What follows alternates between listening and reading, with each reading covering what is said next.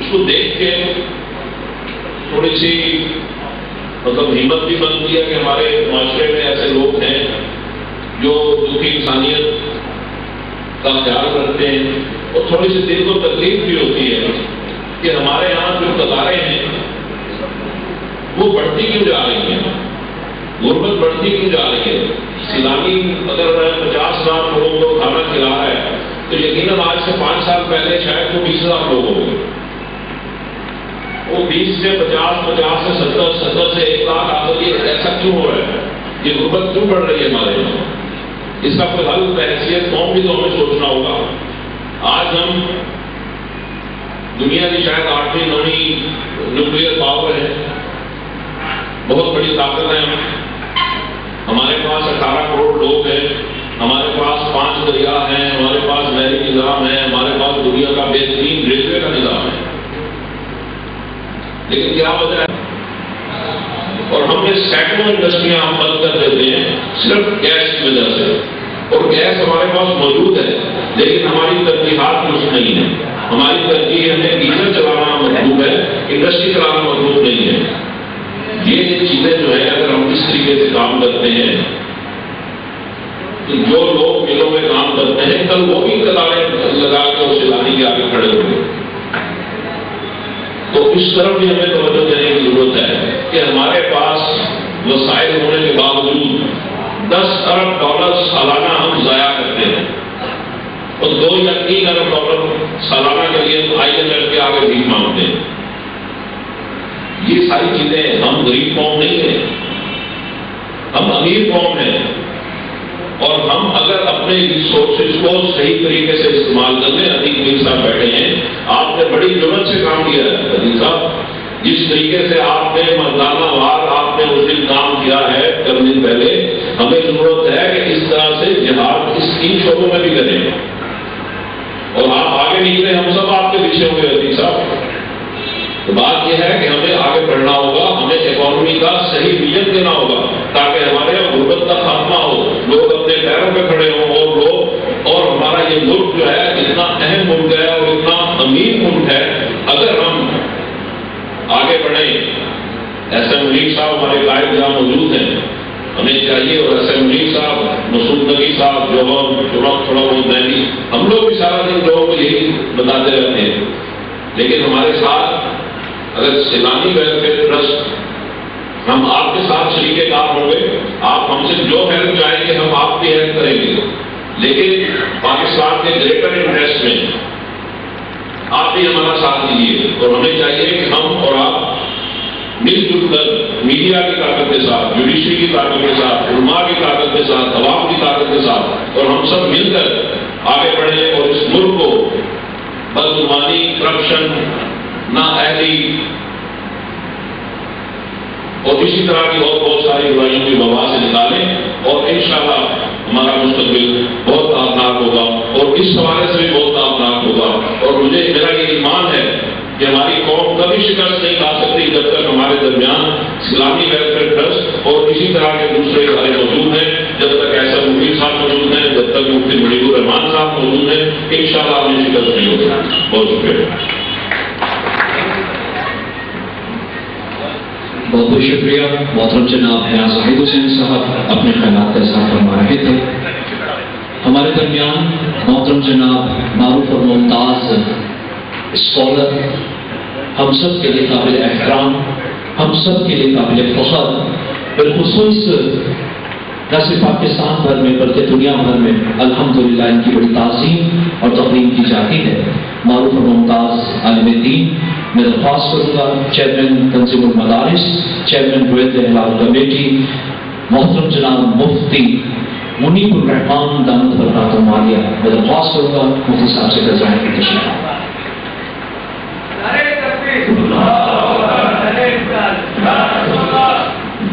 بسم اللہ الرحمن الرحیم، الحمد للہ نحمده ونصلي ونسلم على رسوله الكريم سيدنا ومولانا محمد وعلى آله وأصحابه أجمعين، أما بعد۔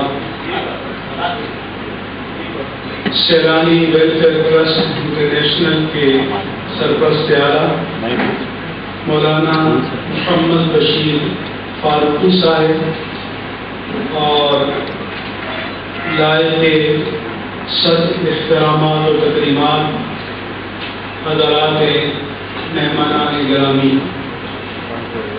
میں سب کے نام نہیں لوں گا، میاں زاہد حسین صاحب نے یہ فریضہ ادا کر دیا ہے اور وقت کم ہے۔ پہلے تو میں مولانا محمد بشیر فاروقی صاحب کی کرامت کا اعتراف کرتا ہوں کہ یہ میاں زاہد حسین صاحب، احسن منیر صاحب، ان حضرات کو میں نے کئی مرتبہ کہا کہ کبھی ہماری طرف سے بھی گزر جائے گی، لیکن وعدوں کے باوجود نہیں آئے۔ تو مولانا بشیر فاروقی واقعی صاحب کرامت ہیں، ان بزرگوں کو یہاں ہی لے آئے ہیں۔ یہ حضرات تقریریں بھی بہت اچھی کرتے ہیں، جیسا کہ ابھی آپ نے مداری صاحب کو، زاہد حسین صاحب کو سنا، ایسے منیر صاحب کو بھی آپ سنیں گے، ان کے پاس منصوبے بھی ماشاء اللہ بہت اچھے ہیں اور اپنے اپنے دائرہ کار میں یہ خدمات بھی انجام دے رہے ہیں۔ اب جب کہ وہ یہاں پر چلے آئے ہیں تو میں ان تمام حضرات سے اپیل کروں گا کہ سیلانی ویلفیئر ٹرسٹ انٹرنیشنل کے منصوبوں میں بھی آپ اپنا حصہ ڈالیں اور ان کی جو ہر ہفتے دعوتیں ہوتی ہیں تو ان دعوتوں کے برابر ہی چندہ ادھر ڈال دیا کریں، تو مجھے لگتا ہے کہ 150 یہ جو نقشے ہیں آپ آئندہ تقریب میں آسانی سے تقسیم کر لیں گے۔ یہ حضرات بزنس مین کاروبار کرتے ہیں اور کامیاب بزنس مین وہ ہے کہ جو اس شعبے میں کاروبار کرے جہاں نفع زیادہ ہوتا ہے۔ تو دین بھی بزنس ہے اور یہ میں نہیں کہتا، یہ میرے رب کریم نے فرمایا ہے۔ تو اللہ فرماتا ہے کہ آپ کے پاس بھی بزنس ایکسپرٹیز ہے، مہارت ہے اور آپ ملٹیپل اور کئی درجے زیادہ منافع کے پروجیکٹ میں اپنا پیسہ لگاتے ہو تو آپ ہمارے ساتھ دیوان اے مومنو هل ادلکم علی تجارۃ تنجیکم من عذاب الیم، میں تمہیں ایسی تجارت نہ بتا دوں کہ اس میں تم کچھ پیسہ لگاؤ تو جو قدرت کا عذاب ہے اس سے تمہیں نجات مل جائے گی۔ تو اس لیے یہ ہمارے اہل سربت کی غنیمت ہے۔ ایک حدیث بات میں ہے کہ فقراء صحابہ کرام حضور کی خدمت میں آئے اور عرض کیا کہ یا رسول اللہ صلی اللہ علیہ وسلم، کہ ہمارے جو مالدار ساتھی ہیں یہ ہم سے ثواب کمانے میں سبقت دے رہے ہیں۔ حضور نے پوچھا کیسے؟ عرض کیا کہ نمازیں ہم بھی پڑھتے ہیں، وضو کرتے ہیں، روزے ہم بھی رکھتے ہیں، یہ بھی رکھتے ہیں اور جو نیکی کام ہم کرتے ہیں یہ بھی کرتے ہیں، لیکن ان کا ایک بیٹا اماؤنٹ جو ہے وہ ہم سے بڑھ جاتا ہے کہ یہ اللہ کی راہ میں صدقات دیتے ہیں۔ حضور نے ان کی تسلی کے لیے فرمایا کہ تم ہر نماز کے بعد 33 مرتبہ سبحان اللہ، 33 مرتبہ الحمدللہ، 34 مرتبہ اللہ اکبر پڑھ لیا کرو، تمہیں ایکسٹرا ثواب مل جائے گا۔ چند دنوں کے بعد وہ آئے تو انہوں نے یاد کیا کہ یا رسول اللہ، مالدار ساتھیوں نے وہ ثواب بھی مجھ سے برابر کمانا شروع کر دیا ہے۔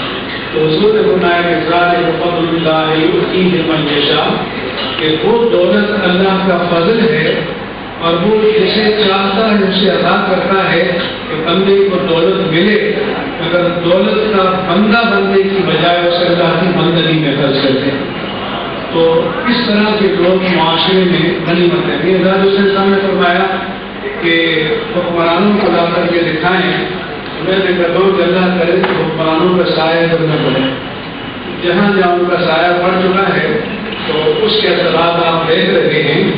یہ کام تو حکمرانوں کے سائے کے بغیر ہی چلتے رہنا چاہیے، اسی صورت میں اس میں برکت بھی ہے اور خیر بھی ہے۔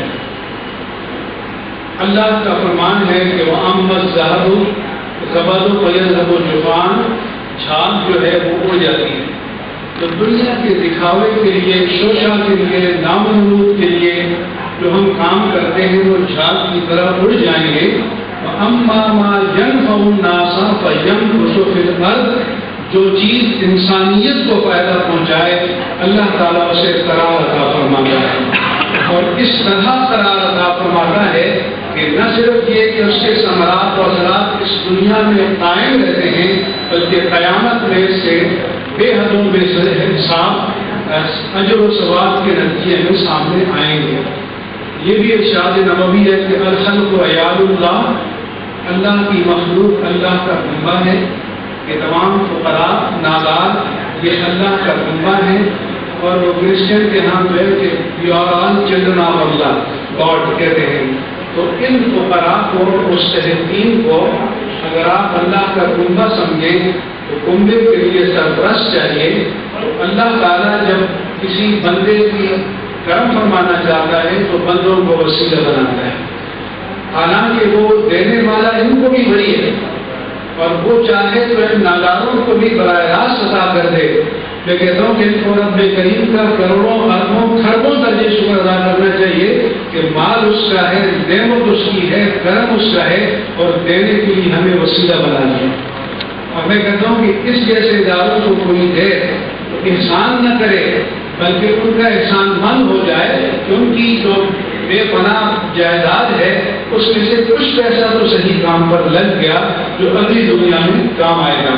تو میں نے کچھ انتباس کاموں کو دیکھا ہے، مجھے اس پر اطمینان ہے کہ یہ کام صحیح سمت میں ہو رہا ہے. چیک اینڈ بیلنس کا نظام بھی صحیح موجود ہے. جو یہاں پر کام کرنے والے ہیں تو وہ دینے والے ہیں، لینے والے نہیں ہیں. اور جہاں اس طرح کے میکینزم موجود ہو تو وہاں پر اگر آپ اپنے وسائل دیں گے تو آپ کو یقین ہوگا کہ وسائل صحیح مصرف پر خرچ ہوں گے. میں دعا کرتا ہوں کہ مولانا محمد بشیر فاروقی اور جو ان کی ٹیم ہے، اللہ تعالیٰ ان کے اجلاس میں، عزائم میں، نیات میں اور اعمال خیر میں اور برکتیں عطا فرمائے. اور اللہ تعالیٰ ان کو ایسے اچھے اعوان، انصار، مددگار اور معاونین عطا فرمائے پاکستان کے اندر سے، باہر سے، تاکہ آج جو ہمارا معاشرہ جیسا کہ بتایا گیا ہے کہ غربت کی چلی طرح پس رہا ہے اور دن بدن غریب کے لیے جینا مشکل ہو رہا ہے، تو اس میں جو اس طرح کے ادارے ہیں وہ اللہ کی رحمت ہیں، اللہ کا کرم ہے، غریبوں کا سہارا ہے. اور یہ سہارا قائم رہنا چاہیے، جاری رہنا چاہیے.